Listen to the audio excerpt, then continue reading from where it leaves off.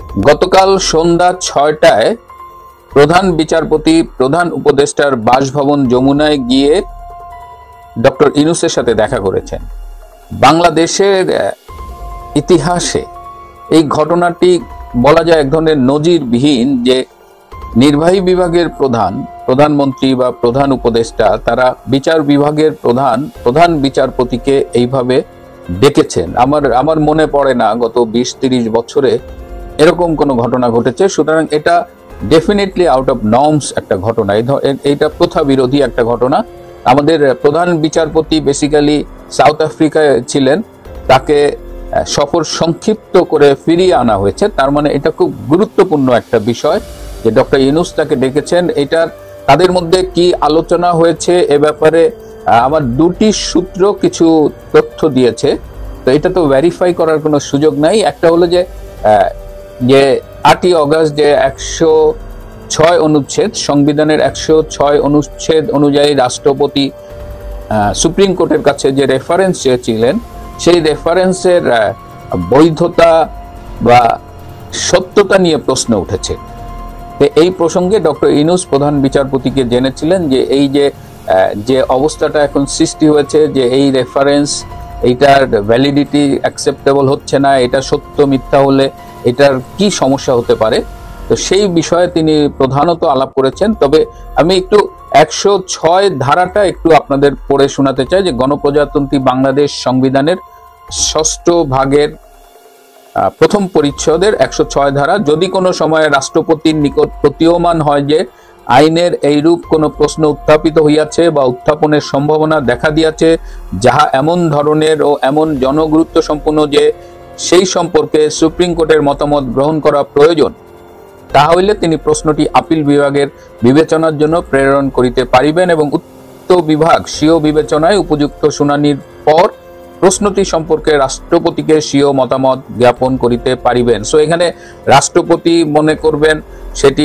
Appeal বিভাগে পাঠাবেন, appeal বিভাগ আবার স্বীয় বিবেচনায় উপযুক্ত শুনানি করবেন, তারপর রাষ্ট্রপতিকে স্বীয় মতামত দেবেন। তো এখন আমরা ওই 8ই অগস্ট আমাদের বিচারপতিরা কোথায় অবস্থান করছিলেন, এদিকে ক্যান্টনমেন্টে কারা অবস্থান করছিলেন, সেই তালিকায় দেখা যাচ্ছে প্রধান বিচারপতি এবং আরেকজন আপিল বিভাগের বিচারপতি দুজনই ক্যান্টনমেন্টে ছিলেন। সো এই বিষয়ে কিছুটা কনফিউশন দেখা দিয়েছে এবং এই বিচারপতিরা যদি কোনো রেফারেন্স দিয়ে থাকেন সরাসরি রাষ্ট্রপতিকে দিয়েছেন কিনা, বা রাষ্ট্রপতি তাদের কাছে চেয়েছেন নাকি আইন মন্ত্রণালয়ের মাধ্যমে চেয়েছেন, এই বিষয়গুলো একটু খোলাসা করা দরকার।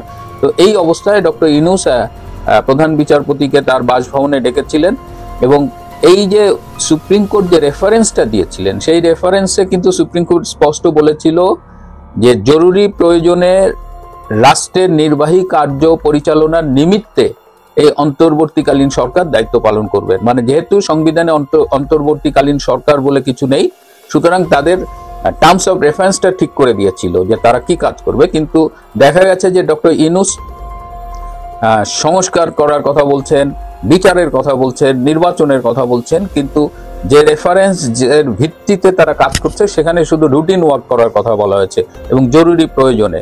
তো সেইখানে ডক্টর ইউনূস কিন্তু অলরেডি সেই রেফারেন্সের সেই যে অভিমত দিয়েছিলেন, যে রায়টা দিয়েছিলেন সুপ্রিম কোর্ট, সেটা কিন্তু তিনি ভায়োলেট করছেন। এবং 111 ধারায় কিন্তু এ ব্যাপারে বলা আছে যে আপিল বিভাগ কর্তৃক ঘোষিত আইন হাইকোর্ট বিভাগের জন্য এবং সুপ্রিম কোর্টের যে কোনো বিভাগ কর্তৃক ঘোষিত আইন অধস্তন সকল আদালতের জন্য অবশ্য পালনীয় হবে। সুতরাং এই 106 নম্বর রেফারেন্সের 106 নম্বর অনুচ্ছেদের আলোকে যে রেফারেন্সটা প্রেক্ষিতে যে রায়টা দিয়েছে, সেখানে ডেইলি রুটিন ওয়ার্ক করার জন্য ডক্টর ইউনূসকে বলা হয়েছে, কিন্তু ডক্টর ইউনূস সেটা ভায়োলেট করেছে। সুতরাং তিনি সংবিধানের এই অনুচ্ছেদ ভায়োলেট করেছেন, যেটা একটি অপরাধ। এটি প্রধান বিচারপতি তাকে স্মরণ করিয়ে দিয়েছেন এবং এই যে করিডোর দিচ্ছেন, বন্দর দিচ্ছেন, এইগুলো সব তার এখতিয়ার বহির্ভূত, and he can't do this. তো এইগুলো নিয়েই মূলত কথা হয়েছে। এছাড়া আরো কিছু কথা হয়েছে যে ডক্টর ইউনূস জানতে চেয়েছেন যে তার কাজের মেয়াদ কতদিন। তো প্রধান বিচারপতি বলেছে তার মেয়াদ সুনির্দিষ্ট করে দেওয়া নেই, কিন্তু যেহেতু তার মূল কাজ একটি নির্বাচন আয়োজন করা, সুতরাং তিনি যদি বিলম্ব করেন তাহলে সেই বিলম্বটি অবশ্যই জাস্টিফাইড হতে হবে। এছাড়াও ডক্টর ইউনূস তার কাছে এই জুলাই ঘোষণার প্রেক্ষিতে সংবিধান অকার্যকর হয়ে যাবে কিনা, রাষ্ট্রপতি সেনাপ্রধানের পদ বিলুপ্ত হবে কিনা, এই বিষয়েও তার মতামত গ্রহণ করেন এবং প্রধান বিচারপতি স্পষ্ট করে জানিয়ে দেন যে এই ধরনের কোনো প্রভিশন সংবিধানে নেই এবং এ ধরনের কোনো উদ্যোগ নেওয়া হলে দেশে একটি সাংবিধানিক নৈরাজ্য দেখা দেবে এবং তার ফলাফল বা তার কনসিকুয়েন্সেস অনেক কিছুই হতে পারে এবং সেক্ষেত্রে হয়তো যা যা ঘটতে পারে সে অনেক কিছুই ডক্টর ইউনূসের পক্ষে যাবে না বলে তিনি ডক্টর ইউনূসকে সতর্ক করে দেন। আমরা এই খবরটি পেয়েছি যে ডক্টর ইউনূসের সাথে প্রধান বিচারপতি দেখা করেছেন, কিন্তু যে খবরটি অধিকাংশ মিডিয়ায় আমি দেখিনি যে গতকাল 6টায় ডক্টর ইউনূসের সাথে দেখা করার পরে গতকাল রাত 9টায় প্রধান বিচারপতি মাননীয় রাষ্ট্রপতি শাহাবুদ্দিন আহমেদ চুপ্পুর সাথে দেখা করেছেন। প্রধান বিচারপতি যখন ডক্টর ইউনূসের সাথে দেখা করেন তখন তার সাথে আইন উপদেষ্টা ডক্টর আসিফ নজরুল ছিলেন, কিন্তু রাষ্ট্রপতির সাথে যখন দেখা করেন তখন সেখানে আসিফ নজরুল ছিল না এবং আমাকে সূত্র জানিয়েছে রাষ্ট্রপতির অফিস থেকে স্পষ্ট জানিয়ে দেওয়া হয়েছে যেন এই মিটিংয়ে ডক্টর আসিফ নজরুল না আসে। রাষ্ট্রপতির সাথে প্রধান বিচারপতির আলোচনা আমি অনেক বিস্তারিত এখনো জানতে পারিনি, কিন্তু এই যে 106-এর অনুচ্ছেদের আলোকে যে প্রদত্ত রেফারেন্স, সেই রেফারেন্স নিয়ে যে উদ্ভূত সংশয়, এর সততা নিয়ে কথা উঠছে, এই বিষয়ে তারা আলাপ করেছেন এবং আরো কিছু সাংবিধানিক প্রভিশন নিয়ে আলাপ করেছেন।